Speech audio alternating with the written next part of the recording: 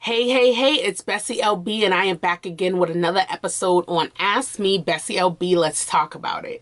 Today is something very deep that I'd like to get into.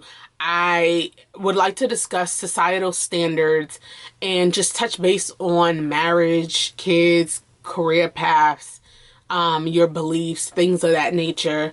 I know I kind of touched base on manifesting and believing in God or your religious beliefs before, but as I told you, I'm a person that grew up Baptist Christian, and I still represent myself as that. That's what I believe. I still believe there's God, and that's how I want to do things with my life. I pray every single day, multiple times a day. I have my relationship with God, and I connect that way. And then there's people that do manifesting where they feel like that's the way to go. They're not sure that there is a God, or if there isn't a God, or if they want to say God this, God that. That's fine. However, I do believe that there's no better way to have something be achievable in your life with just manifesting. Like, you need to manifest, and you also need to pray, right? I can speak out what I want all day long, but I feel like without me praying to God and having that personal connection with God, things are not going to be possible. Now, that's my personal opinion. I'm not forcing this on anyone. This is my personal view. This is how I was brought up, and this is what I still believe to this day. And so with that, going into societal standards, I feel like I'm going to be personal with this, right? I'm going to use societal standards with my own perspective. So with the religious base and things of that nature, there's the societal standard of marriage and maybe being sexually involved before marriage, things of that nature. So for me personally, I grew up with a big family. I grew up with my grandmother. My great grandmother had like 19 kids or whatever it may be, right? And that means that my grandmother grew up with a bunch of sisters and brothers. And then my grandmother alone, I grew up in a household, there was 5 kids around, right? So I always grew up with a huge family. When I go visit family in South Carolina, there's always a lot of family when we have family reunions, whatever the case may be. So I grew up with the view of always thinking that I wanted to have a big family and to be a part of that like big family culture where you do get married, you have kids, whatever the case may be. Then I think it was up to college that I decided that that's not what I like. Sometime in college, maybe like my second year, I've told this story before, that I decided that I did not want to have kids anymore. And then later on into my 20s, I decided I also do not want to be married. Now, my reasoning for this, the basic reasoning for this is with the kids thing, I just couldn't even visualize myself having kids in my 20s. That was first and foremost. I feel like the opportunities that we have today are very much different than the opportunities that we had back then when our grandparents and everybody was being brought up, right? So I feel like I don't want to spend my 20s, which I still find extremely young, on raising a kid or anything of that nature when I can like still finish going to college and not have to focus on like having a child, or traveling the world and not having to focus on having a kid. Now, that's my perspective. Again, this is not me saying people should or shouldn't, whatever. This is just how I see things. So I also thought, like, I really don't know that I ever want to stop traveling the world and just being like that thrill seeker and doing things and having that responsibility of having kids or a husband and leaving them behind. And I know some people's like, well, take them with you. I don't want that. I want to ride solo and I want to do things on my own. And then also with my family, okay, a lot of people make this like whole marriage and kids thing based off of what they're around. And that's what I did when I was growing up. Saw a big family, wanted to create a big family. My friend and I laugh about this all the time because I always said I wanted like 5, 6 kids and a monkey. Now, I still want a monkey, but in America, they ain't trying to let that fly. So if I could have a monkey, I would. However, I don't anymore. And a lot of people base their mindset on things based off of what they grow up and what they see. Then a lot of people base their mindset on things based off of what they did not grow up and what they did not see and what they actually yearn for to have for their life, right? So there's those two ways.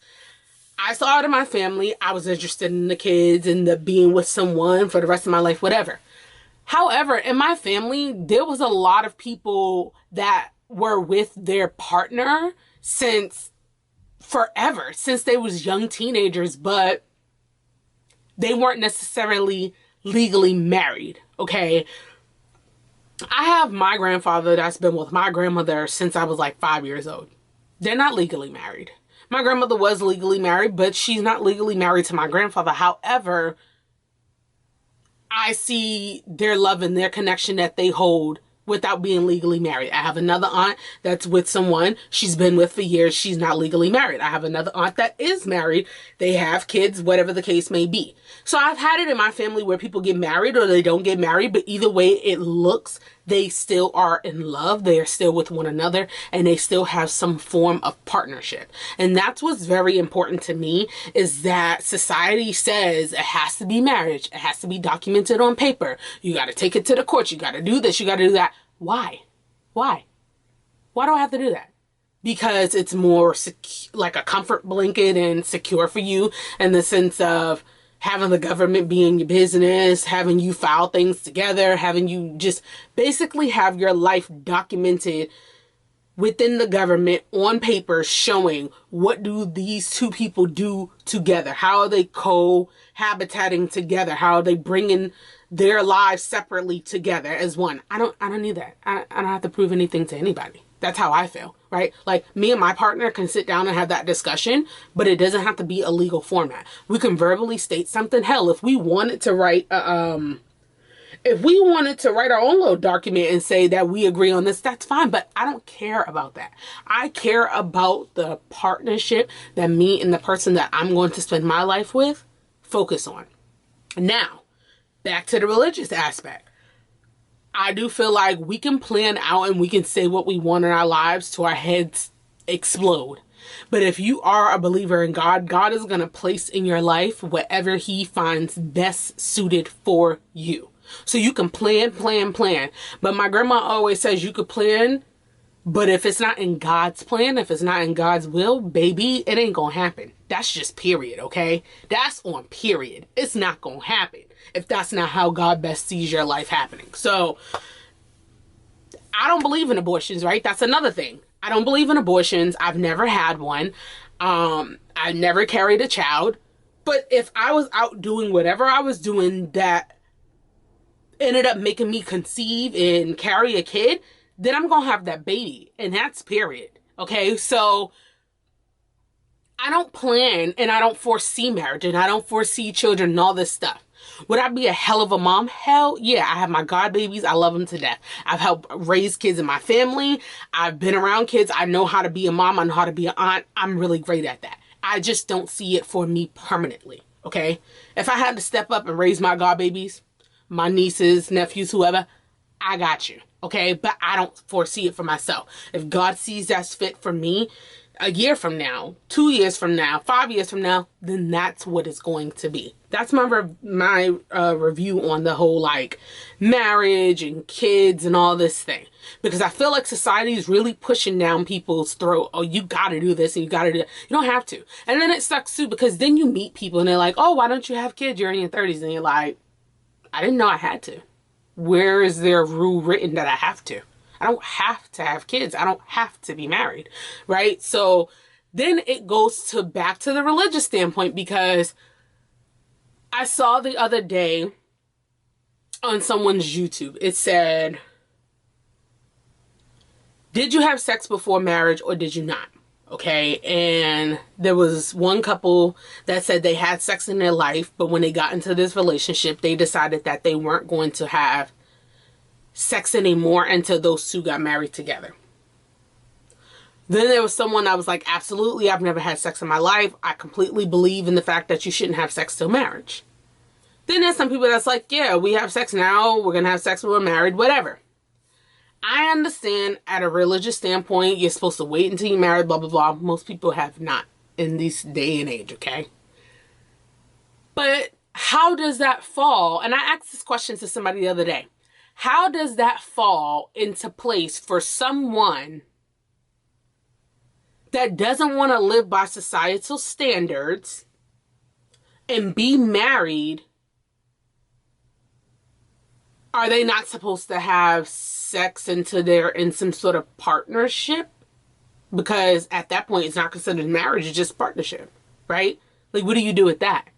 Should I be looked down on because I don't want to be married? Should I be looked down on because I had sex before marriage? Should I be looked down on because